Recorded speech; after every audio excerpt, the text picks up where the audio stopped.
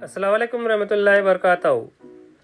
जमात नहोम मजमून साइंस और टेक्नोलॉजी सबक नंबर 7 माहौली निज़ाम में तवानाई का भाव के लेक्चर नंबर 6 में आज हम नाइट्रोजन के दौर के बारे में मालूमात हासिल करने वाले हैं।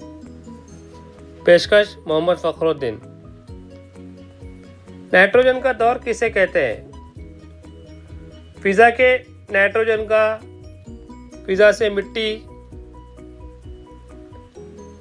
मिट्टी से नबातात, नबातात से हैवानात और हैवानात के मुर्दा अजसाम का उर्दू में जानदार तज्जिया करके उन्हें कार्बनी मुरक्कबात को मिट्टी में शामिल करते हैं और मिट्टी से दोबारा फ़िज़ा में नाइट्रोजन का लौटना नाइट्रोजन का दौर कहलाता है।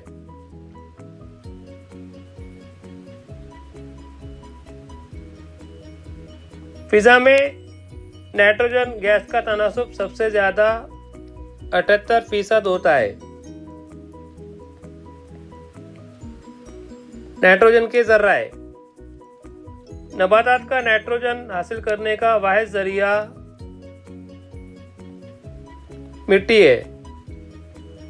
मिट्टी में मौजूद नाइट्रोजन के मुरक्कबात से नबातात नाइट्रोजन हासिल करते हैं।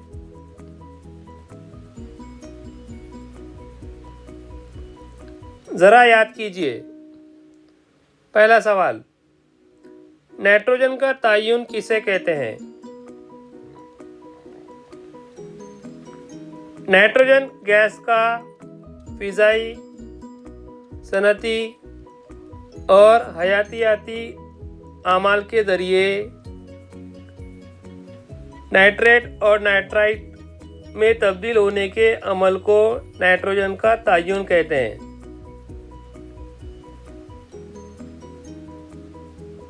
दूसरा सवाल,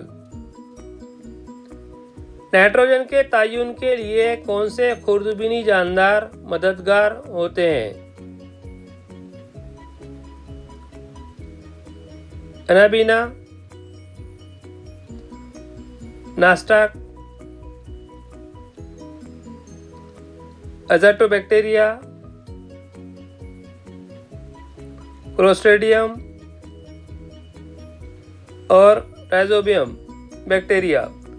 राइजोबियम बैक्टीरिया दो दाला नबातात के जड़ों की गांठों में पाए जाने वाले खुर्दबीनी जानदार है। नाइट्रोजन के दौर के लिए अहम अमाल। अमोनिफिकेशन। अमोनिफिकेशन किसे कहते हैं? जानदारों के बाकियात और फाजिल मादों का तज्जिया होकर अमोनिया का खारिज होना अमोनिफिकेशन कहलाता है। नाइट्रिफिकेशन।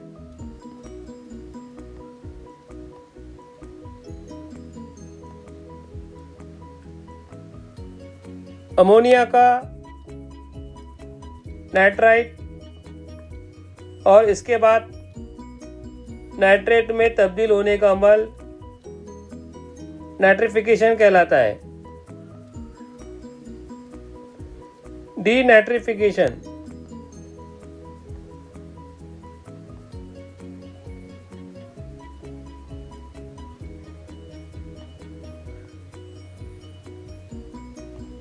नाइट्रोजनी मुरक्कबात का नाइट्रोजन में तब्दील होने का अमल डीनाइट्रिफिकेशन कहलाता है।